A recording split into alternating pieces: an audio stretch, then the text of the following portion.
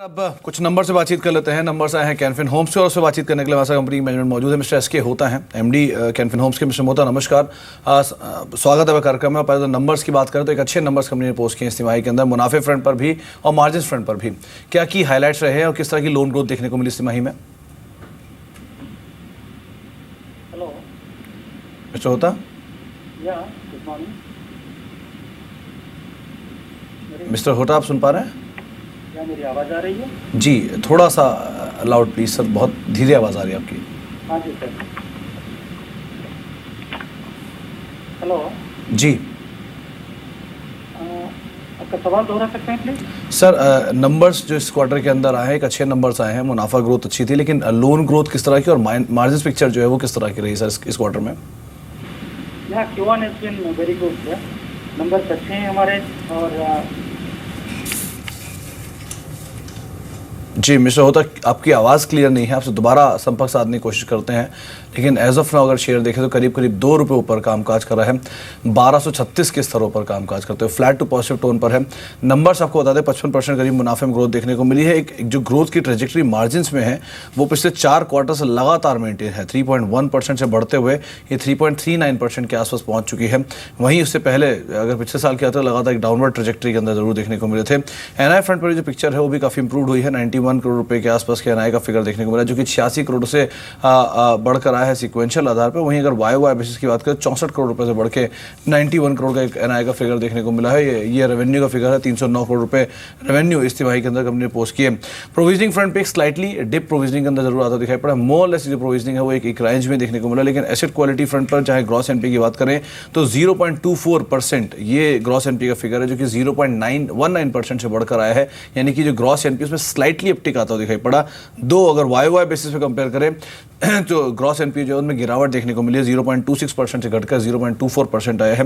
Net NPA भी करीब 0.04%, more less negligible है।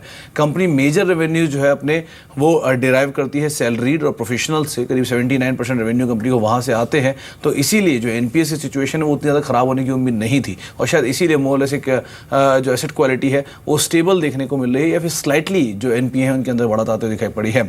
हमारे साथ बातचीत करने के लिए मिस्टर होता दोबारा मौजूद है। मिस्टर होता आप सुन पा रहे हैं मुझे? हेलो जी सर, आपको आवाज मेरी आ रही है? सर नंबर्स पे जिस तरह के मुनाफे की ग्रोथ है, मार्जिन की ग्रोथ है और लोन बुक है, क्या कहना चाहेंगे आप इसके ऊपर? सर लोन बुक हमारी ग्रो हुई है at 28%, that is 11,183 crore loan book है हमारा। लास्ट ईयर Q1 में इट वाज 8,717। और ये लोन बुक ग्रोथ उसके साथ हम लोगों का जो टोटल अर्निंग्स है that has gone up by 28%. Expenditure are contained at around 20%. That has pushed the NI really up to 43%. Right. So yeah, because of the NII growth, both operating as well as the net profit have shown a 55% growth year on year for the Q1 of current year vis-a-vis Q1 of last year.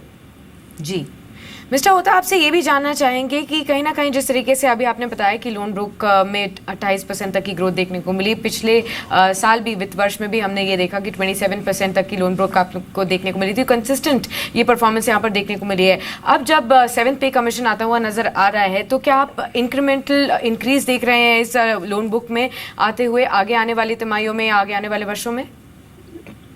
Ji madam, क्योंकि हम लोगों का जो loan book है, inter loan book में से almost 79-80% और salaried class, तो 7th पे कमीशन का हमारे जो लोन बुक है हमारे ग्राहकों में काफी अच्छा उसका असर रहेगा। और with the 7th pay commission really the net take home increasing gradually, ये जरूर है कि लोगों के हाथ में जब एक्स्ट्रा पैसा आता है तो ईएमआई के लिए आसान हो जाता है। Sir, many people who are in the fringes, they will take a call to take the loans.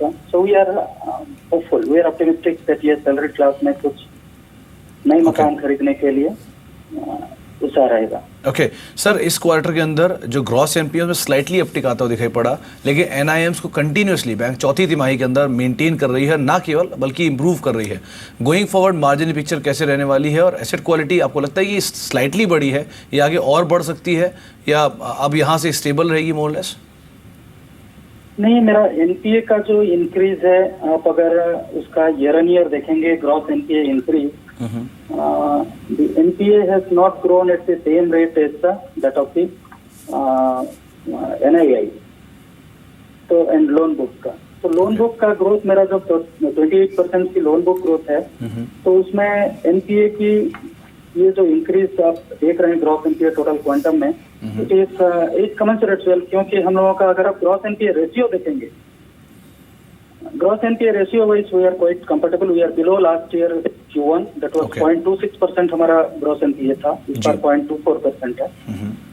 तो उस हिसाब से मैं ये बोलूंगा इवन क्वांटम वाइज भी अगर कंपेयर करें तो लास्ट ईयर की Q1 की जितना हम लोगों का एडिशन रहता है नॉर्मली, क्योंकि Q1 थोड़ा स्लैक रहता है उस हिसाब से जी, that it is we are comfortable. और एनआईएम्स की पोजीशन? नीम की position, NIM has improved from 3.04 it was in last June. Okay, March में 3.24 था, अभी 3.39 है। It has come about mostly because of our very well manage cost. अगर total हम लोगों का कॉस्ट टू इनकम रेशियो भी देखेंगे, उसमें 19.54 हुआ करता था, it was 19% plus, it has come down to 17.79 now. So we have consistently maintained our cost at a lower level.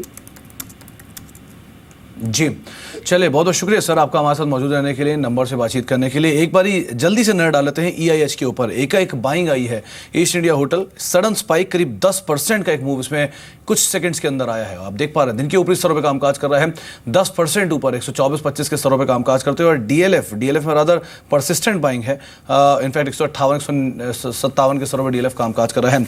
Gaurang आपका बहुत बहुत शुक्रिया, सदर कुणाल आपका भी बहुत बहुत शुक्रिया हमारे साथ मौजूद रहने के लिए, दर्शकों के सभी सवालों का जवाब देने के लिए।